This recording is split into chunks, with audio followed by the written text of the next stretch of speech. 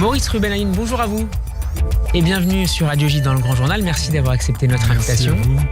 Vous êtes philosophe, spécialiste de pensée juive. Vous avez notamment enseigné aux universités de Strasbourg, d'Heidelberg, je vais le dire bien, ainsi qu'à Berlin et à Genève. Et si nous vous recevons aujourd'hui, c'est que vous faites paraître aux éditions du Cerf un livre de plus de 900 pages intitulé « Les voies du judaïsme ». Nous vous avions reçu l'an dernier à l'occasion de la parution chez le même éditeur d'un autre livre qui avait pour titre cette fois « La philosophie juive ». Ce nouvel ouvrage vient d'une certaine manière compléter le précédent ou insister sur certaines grandes scansions de cette histoire de la pensée juive qui continue à s'écrire aujourd'hui.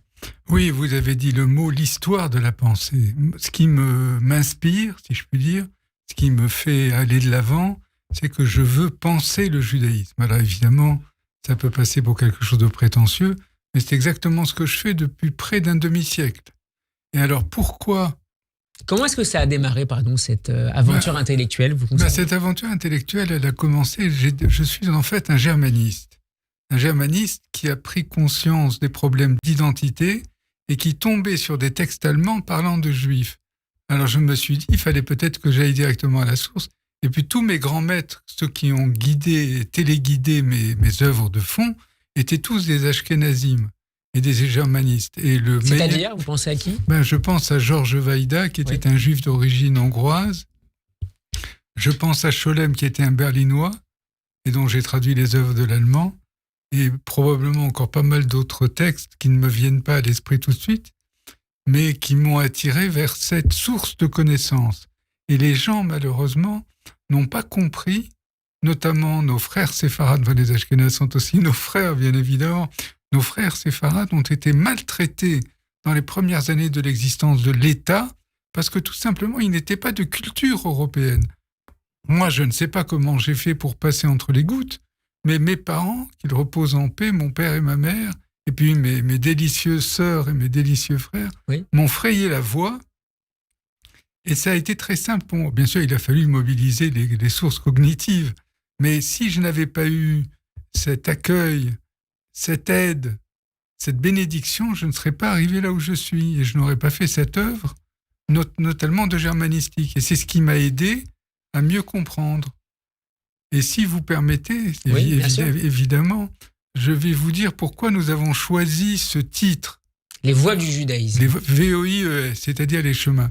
D'abord, permettez-moi de rendre hommage, un double hommage, d'abord à vous qui m'invitez, je vous en remercie, et puis au directeur général des éditions du Cerf, qui lui a eu l'idée de prendre... Colosimo. Absolument, qui est très connu dans cette maison et honorablement connu. Et c'est lui qui m'a dit, vous avez écrit 11 ou 12, que sais-je, je les ai lus, je propose d'en faire un seul livre. Et puis là, moi, ça a éclairé mon regard. Et en plus, vu qu'on est très amis, on se connaît depuis plus de 30 ans, il m'a dit, voilà ce que je propose comme titre. Et moi, au début, je ne comprenais pas bien, puis ensuite, j'ai réfléchi, la nuit portant conseil, et donc j'ai opté pour cela. Alors, pourquoi et d'où vient ce titre ? Il vient de la traduction d'un psaume qui commence par « Etz Chaim Hila Machazikimba », on parle de la Torah. C'est un arbre de vie. C'est un arbre de vie pour ceux qui se cramponnent à lui, et « Deracheha Darke Noam », les voies de la Torah sont la grâce. Vechol netivotea, c'est un équivalent de netivot et netivotea, shalom, sont entourés de paix. Et je me suis dit que c'était exactement le sens du livre que j'avais fait, parce que finalement, qu'est-ce que nous, philosophes juifs, bien sûr, nous faisons ? Nous commentons toujours sans le savoir ou en le sachant les paroles de la Torah. Et c'est quelque chose qui échappe, n'est-ce pas, au monde moderne, et qui ne s'impose pas même à des juifs comme vous et moi. Vous expliquez, Maurice Ruben-Ayoun, dans l'avant-propos du livre, chercher à savoir ce que serait ou aurait été l'essence du judaïsme si le peuple d'Israël avait eu un autre destin, une autre histoire, justement.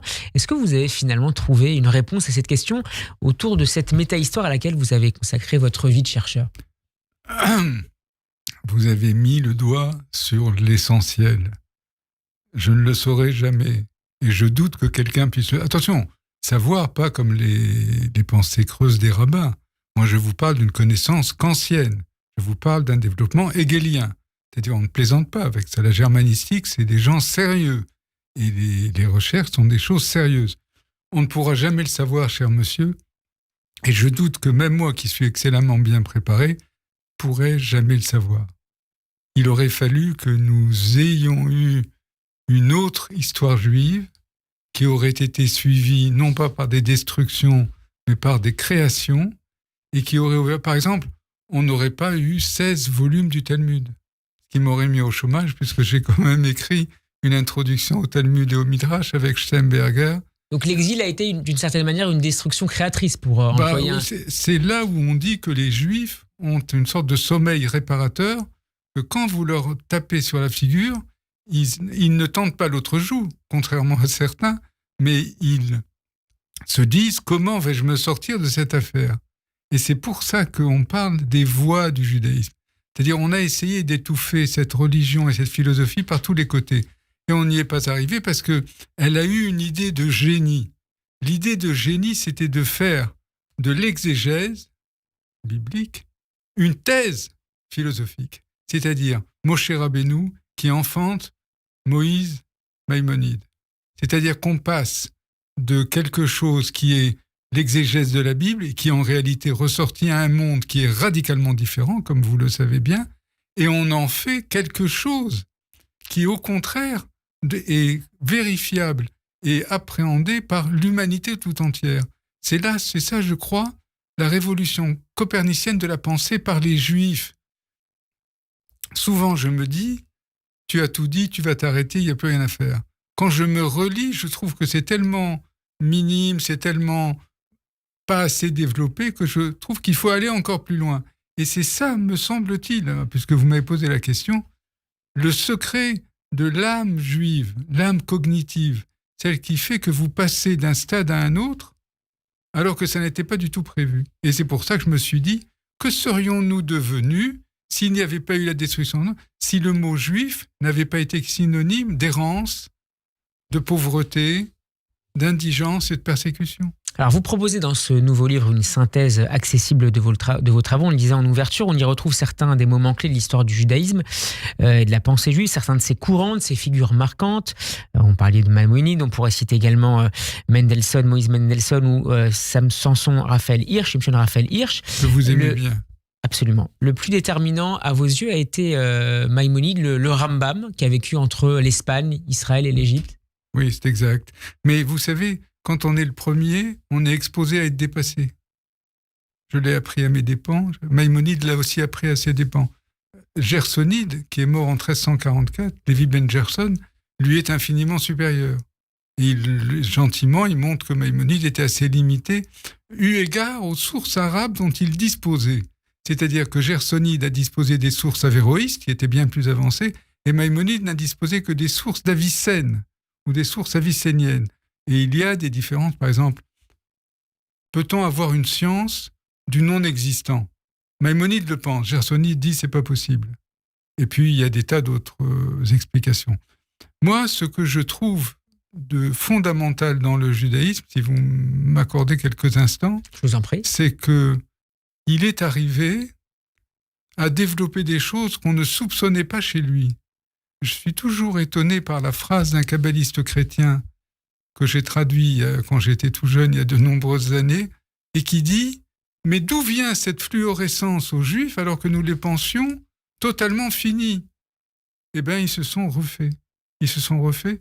Et ce qui est aussi, je crois, important, c'est que, finalement, la Bible n'est pas interprétée comme elle devrait l'être, même par nous, les Juifs.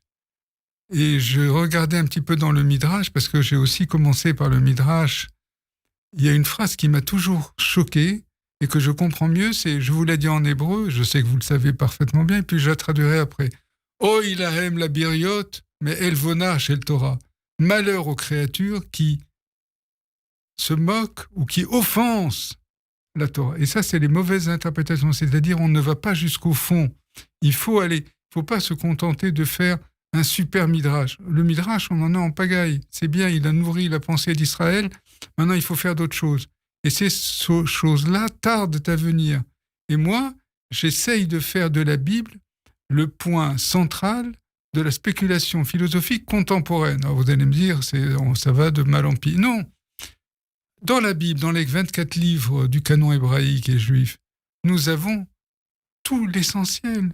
Un livre comme l'Ecclésiaste, qui ne fait que 12 chapitres, vous trouvez tout dedans.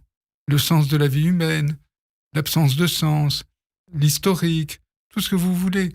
Le livre de Job, c'est fondamental, les 42 chapitres. Il faudrait les lire jour et nuit, et en plus, on n'est pas tout à fait sûr de les comprendre.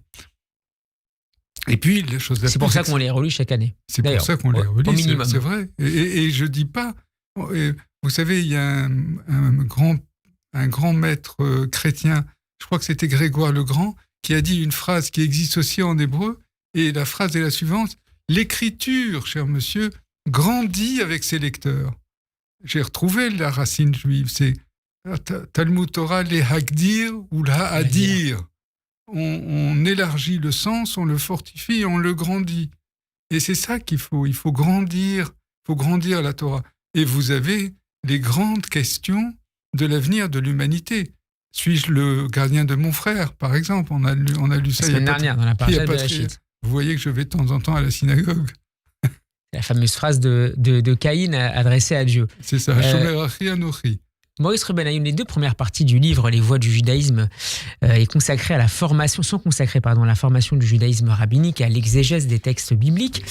Dans quelle mesure, on a un peu parlé tout à l'heure, mais dans quelle mesure la destruction du temple et l'exil ont été une date charnière en la matière? Qu'est-ce que cela a changé dans la manière d'étudier, de penser la Bible et d'enseigner la loi? Je vais vous répondre par une petite phrase en hébreu. C'est... Il y a peut-être votre téléphone Je suis désolé. Qui va peut-être... On va espérer que la sonnerie s'éteigne. Je vous en prie, continuez. Oui, et donc vous me demandiez pourquoi est-ce que... J'ai oublié le début de la question. Je vous demandais pourquoi ça avait été une date charnière. Ah oui, la destruction du temple et l'exil. Il y a une phrase qui est remarquable dans le Midrash à propos de la destruction du temple, car tout part de là et tout y revient. On dit Har habayit sheshamem shu'alim hilechubo. La maison du temple qui est détruite, des renardeaux la traversent. Et le Talmud dit, on ne va pas en rester là. Il faut aller de l'avant, il faut dépasser. Et c'est ça qui fait que les Juifs ont tenu à avoir un destin dont ils étaient les maîtres. C'est comme ça que moi je comprends ça, mais peut-être y a-t-il d'autres explications. Et ça nous amène à parler forcément de Rabbi Akiva, que vous présentez, que le Talmud présente comme la figure par excellence du Talmid Chacham. C'est exact, mais je l'avais fait dans mon que sais-je sur la littérature rabbinique.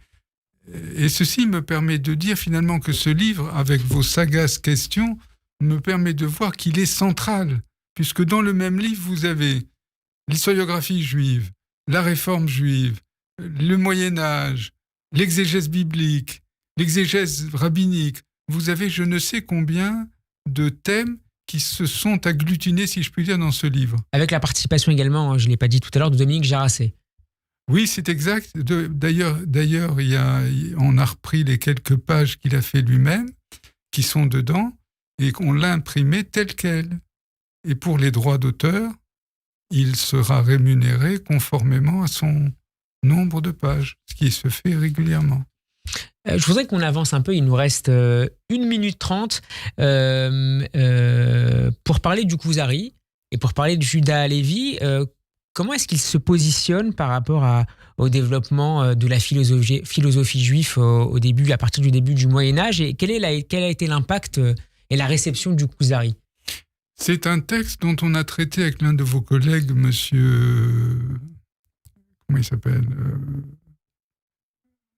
il s'appelle celui qui fait... Alexis? Non, pas Alexis.